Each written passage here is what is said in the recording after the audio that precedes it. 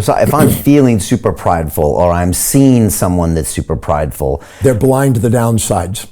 Right. They're blind. I'm overcompensating. And if you go into, I've asked people, this is a shocker for people that most people never thought about this, but I've asked people by the thousands, go to a moment when you've had a tragedy in your life. And they go, okay, itemize what it is, where it is, and when it is.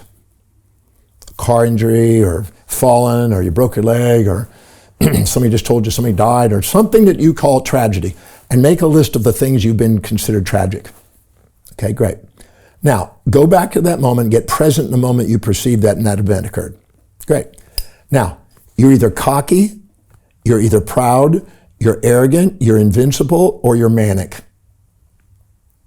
And they go, I am. I said, though tragedy is a homeostatic mechanism to bring back those down. So if you're cocky, proud, arrogant, manic, so it's either proud of self or manic about other people. Anytime you go above equilibrium, you attract tragedy, challenge, humbling circumstances, and distracting low priority things in order to bring you back down into equilibrium. And once you see that, I had a guy, this is a perfect example.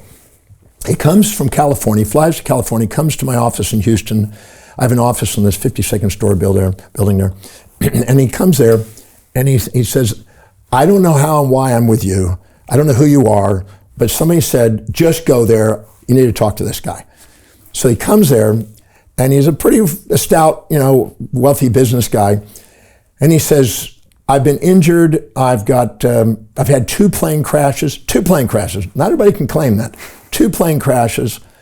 And I survived them, but I've got back injuries, And I said, great. Go to the moment when you perceived the engine going or whatever happened that led to the crash. He said, yep. I remember the exact moment when the engine went. I said, good. Go to that moment. You were cocky, you were arrogant, you were manic, you were thinking you were invincible. What was going on at that moment? He looked at me and he goes, you could see in his eyes going, whoa. He said, at that exact moment, we were in a private jet. I just closed a $43 million deal, $11 million into my personal pocket. I was higher than a kite. And I was popping the champagne and spewing it on my buddies, and we were all sitting there in this manic episode thinking we were gods of the universe kind of thing. And at that exact moment, I said to the guy who's the flight pilot, the door was open, because they were celebrating with us, because they're our pilots, it says, Jack, take it to the limit. Let's fucking blow, right? And all of a sudden, they hit the engines, the thing, and one of the engines blows. And the thing crashes, they survive and everything else. And he did not see the correlation whatsoever. But when I asked him that question, he goes, I was believing I was invincible, higher than a kite, absolutely thinking I was, I'm a god. And I got tragically humbled by it. And I said, now, you've been in 2 plane crashes. What happened on the other one? He said, I don't even have to look. I know exactly what happened. We're doing the exact same thing. I said, I've been watching injuries on sports injuries for 40-something years. And sports injuries don't just happen. There's a perception in the mind of, we've got it, we're arrogant, something happened. We've got a highly polarized state of mind in order to attract these tragedies. And people don't get that until you actually go in there and show them that in their life. And so everything that's going on, even those, injury means jury from within. So we have a jury from within. We're basically judging ourselves relative to others from within, and we're manifesting these things inside our life. And that's why everything that's going on is a feedback to guide us to authenticity. The subtleties of it, but I'll use the example for Jeff Bezos. I think that'd probably relate to it. He was, because of the guy from Sony, right? He's like thinking, I want to be customer-centric. I want to have a cause for the entire Japan, a bigger cause. So he goes in there with a big cause for Amazon, and he's customer-centric, and he's focused on the customer, and he's doing incredible jobs at building this company and meeting their needs. And he's knocking out of the ballpark. But what happens all of a sudden is all the employees start griping, because he's becoming a little bit arrogant and autocratic, and he's not thinking of the employees as much as the customer. So they started revolting. They started to get a union together. They got the Teamsters union together, and they revolted in order to make sure that he had sustainable fair exchange, not with the customer, but sustainable fair exchange also with the employees. So that brought the profit margins down just a bit from what he was doing, but it also gave them now better positioning. So now he's got fair exchange with his customer, fair exchange with his employees, but now what happens is there's a little bit less margin now for the shareholders. So now he's got to go and drop a little bit more of the profit to get the shareholders balanced. Once he gets the shareholders balanced and getting them where they're fair, he maybe gets a little less of the lion's share, right? Because he's now got sustainable fair exchange with customers, sustainable fair exchange with vendors, sustainable fair exchange with his employees, sustainable fair exchange with his stockholders, the overall business goes up, because when you manage money wisely, you get more money to manage. So the feedback is making sure that you have what they call equity theory maximized between you and all the people who are involved and engaged in the business, and the business will create symptoms to guide you back to that state where you're most authentic and not puffed up and arrogant to somebody else. Because if you think you know more than the customer humbles you. If you think you know more than the employees, they'll humble you because you're an autocrat. And they'll create a union to counterbalance you because you got masculine, but you don't have the feminine, and you need the balance of the two. So nature is constantly creating signs and symptoms in businesses and social structures, in events that goes on, in our physiology and our psychology, to make sure that we're maximizing our potential as a human being authentically. That's why the magnificence of who we are is far greater than any fantasies we impose on ourselves. Explain that then, because I have that line with you as well. The magnificence of who we are far exceeds any fantasy you will ever impose upon yourself. Explain that. Well, if you envy somebody else and think, oh, I'm now going to be that prize fighter, okay, now you've got a fantasy.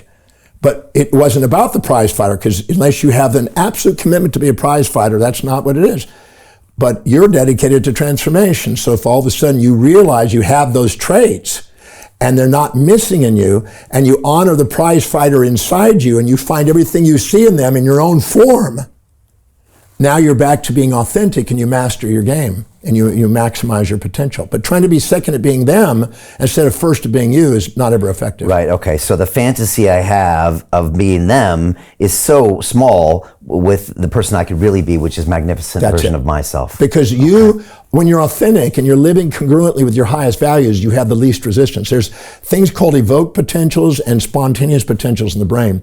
The second we're living in our highest values, most objective, the blood glucose and oxygen goes into the forebrain, activates the medial prefrontal cortex, and we just soar with energy. Our vitality is infinite once we recognize that source, because we're now authentic. Our ontological identity revolves around our highest value. Our teleological purpose revolves around our highest value. Our epistemological area of expertise revolves around our highest value. Sticking to the highest priority things and delegating all lower priority things is what maximizes human potential. And most people don't do that. They sit there and think, I should be doing this, ought to be doing this. They're living in imperatives. Got to, have to, must, should, ought to, supposed to, need to. And they're living in the injected duties deontologically instead of ontologically, the pursuit that's the calling inside, the thing that inspires, like the lady who wants to be the mother. When you do that, that's where you excel. That's where you have and that's where all of a sudden you create the most amazing kids, because you're dedicated to that focus. Right. As Gary Keller says, the one thing. We find that one thing that we're the greatest at. And then we are now the prize fighter. We're now the great leaders. We all have a leader inside us in direct proportion to how congruent we are with our highest values. Right, right. So Jim Rickards has just recorded a video that's not available to anyone in the public, and he's going to be talking about how this upcoming recession is going to be fast, it's going to be bloody, it's going to be nasty. But at the same time, he's going to show you how you can position yourself to profit from all of this chaos.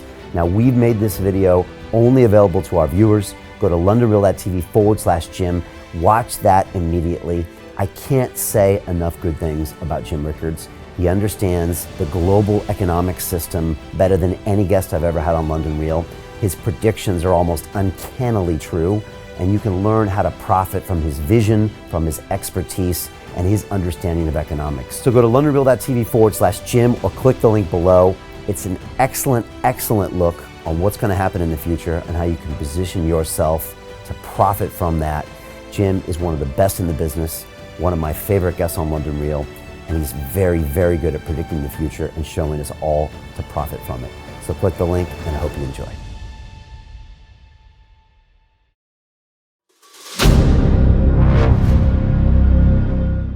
I'm looking for partners, collaborators, colleagues who want to join forces with me around the globe and create real value, generational wealth, and financial freedom for everyone else around the world.